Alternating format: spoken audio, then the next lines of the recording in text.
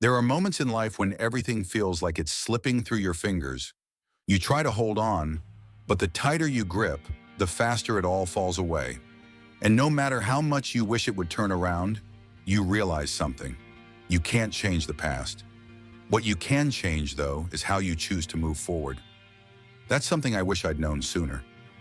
My name is Jake, and this is the story of how I went from failure to freedom. It's not a story about winning against the odds or defeating enemies in a glorious battle. It's about learning to let go, finding peace in the wreckage of my own choices, and ultimately discovering that the truest form of freedom isn't having everything go right. It's about accepting that life will break you, but you can still choose to rebuild yourself from the ground up. For most of my life, I felt like I was playing a game I never fully understood. Growing up, I was the golden child. I had the grades, the career prospects, the right friends. At least that's what everyone thought. I put on a mask pretending to be someone I wasn't. I didn't want anyone to see that. Beneath all the accolades, beneath all the praise, I was terrified. I was terrified that if people really knew me, they'd see that I wasn't all that perfect, that I wasn't the ideal version of myself. It was all a performance, and I was getting exhausted. The thing about pretending to be perfect is that eventually the act starts to unravel, and when it did, it happened quickly. My perfect little world came crashing down around me in a way I never could have imagined. It started with a simple mistake at work, a small decision that I thought would go unnoticed, but it snowballed. It was a financial blunder, a missed deadline here, a miscalculation there. The company I worked for, a thriving tech startup, was depending on me to deliver something big. But instead of delivering, I dropped the ball. I can still remember the cold, indifferent stares of my colleagues as they discussed the project in hushed tones. I wanted to shrink into the floor, disappear, but I didn't. Instead, I stood there trying to justify my mistakes, offering excuses I didn't believe. That was the first crack in my armor. It wasn't long before the cracks turned into a full-blown fracture. My boss, a man I had admired for years, started avoiding me. The meetings became less frequent, the emails more pointed. Soon I was out of a job. It was a blow, not just to my career, but to my ego. I had spent years building this version of myself, a version that looked good on paper. But now all I had was failure. The worst part wasn't even losing the job. It was the realization that I had let everyone down. My parents, my friends, my colleagues, and worst of all, myself. I had failed in the most public way possible. I couldn't sleep for weeks. The weight of it all, the disappointment, the guilt, it was suffocating. And in the quiet moments when the noise of the world settled, I realized that the person I had built wasn't even me. It was a mask I wore to keep others from seeing how empty I felt inside. And that's when I hit rock bottom. But here's the thing. It wasn't the failure that broke me. It was my refusal to accept that failure as part of who I was. I spent so long running from it, trying to fix everything, to make it right. But the more I fought it, the more I dug myself deeper into a hole. It wasn't until I took a step back, until I stopped trying to prove my worth to everyone, that I began to see things clearly. The truth is, failure doesn't define us. Our response to failure does. I learned that the most powerful thing I could do in that moment wasn't to fight to keep my old life intact, but to let go of it. I needed to accept the failure, to own it and then move forward. That's when the real work began. But moving forward doesn't mean forgetting. It doesn't mean pretending that everything is fine when it isn't. I had to confront the parts of myself that I had been hiding from. I had to let myself feel the pain of my mistakes, to sit in it without trying to escape. It was the hardest thing I've ever done. And yet, in that moment of surrender, I found something I hadn't expected. Peace. For the first time in years, I wasn't afraid of my own imperfections. I wasn't running from my mistakes. I was embracing them. I've learned since then that we all have the ability to rise from our failures. We don't need to hide from them. We don't need to make excuses. Failure isn't the end. It's just another step in our journey. Another lesson that life is trying to teach us. The real question is, will we listen? I stopped trying to chase perfection. Instead, I started focusing on becoming the best version of myself. Not the version that my parents wanted me to be, not the version that society expected of me, but the version that was true to who I am at my core. That's when I started finding freedom. Freedom isn't something you're given. It's something you earn by facing the truth about who you are, the good and the bad. And it's in that truth that you'll find the strength to rise again. When I finally embraced my own humanity, flaws and all, I was able to rebuild. I didn't get a high-paying job right away, and I didn't suddenly become a success story, but I started living with intention.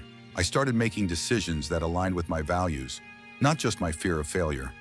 It's been a long journey, and I still have my moments of doubt. But the difference now is that I don't run from those doubts. I face them head-on, knowing that they're a part of me. And in doing so, I found a strength I never knew I had.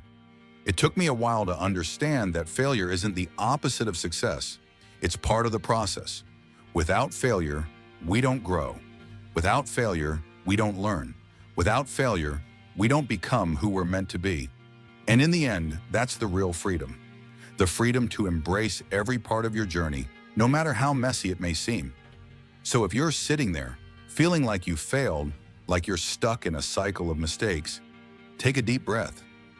Let go of the shame. Let go of the fear. Failure is not the end.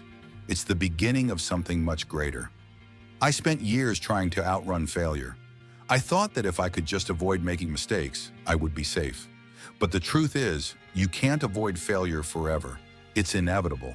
It's a part of being human. And instead of running from it, I had to learn how to face it head on. At first, it was uncomfortable.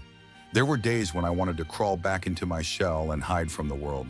But that's not how growth works. You can't just hide in a corner and hope things get better. You have to step into the light, even if it's blinding.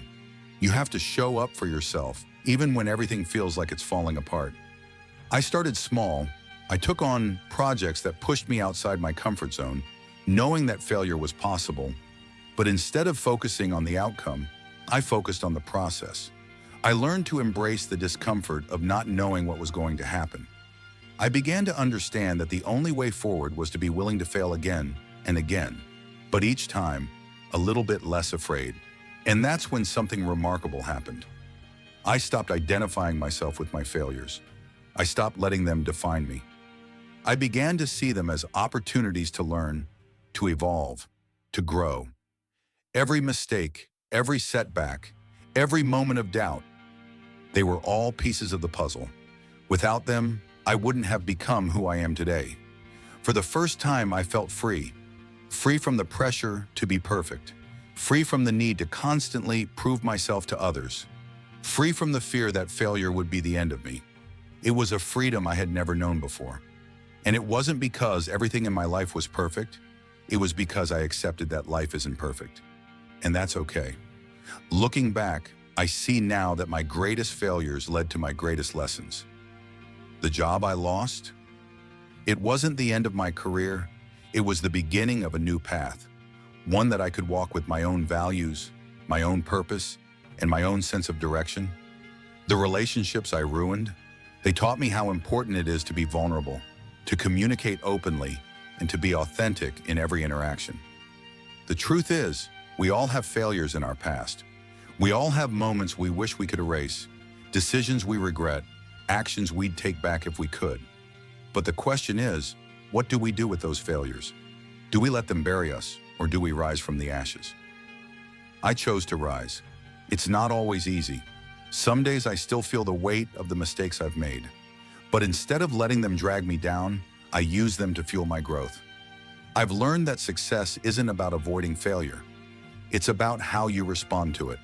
The moment you decide to take responsibility for your failures, to own them and learn from them, is the moment you unlock your true potential. Now, when I face challenges, I don't see them as threats. I see them as opportunities. I know that failure is always a possibility, but it's no longer something I fear. It's something I embrace, knowing that it's just a stepping stone to something greater. There's a power in embracing your failures. It's a power that comes from accepting your flaws and imperfections, from letting go of the need to be perfect and allowing yourself to be human. And when you do that, you realize that freedom isn't about having everything figured out. It's about accepting yourself, every part of you. and trusting that you have what it takes to get back up, no matter how many times you fall. So to anyone out there who feels like failure is the end of the road, I want you to know this. It's not. It's just the beginning. You have the power to choose how you move forward. You can let your failures define you, or you can let them fuel you. The choice is yours. Freedom isn't about never failing. It's about learning how to stand tall, even when everything around you seems to be crumbling. It's about trusting that you have the strength to keep going, no matter how many setbacks you face. And that's the greatest lesson I've learned in all of this. We are not defined by our failures. We are defined by how we rise from them. In the end, justice isn't always about some grand cosmic event where everything is righted. Sometimes it's about the quiet strength you find in yourself when you refuse to give up. When you stop running from your past and start embracing it, you begin to write your own story. And that's exactly what I did. I wrote my story, and every chapter, no matter how messy, was mine to tell. If you found some value in this story, don't forget to hit that like button. And if you want to hear more stories that'll inspire you to take control of your life, subscribe to The Modern Stoic. Remember, you have the power to rise no matter how many times you fall. Keep growing, keep learning, and most importantly, keep going.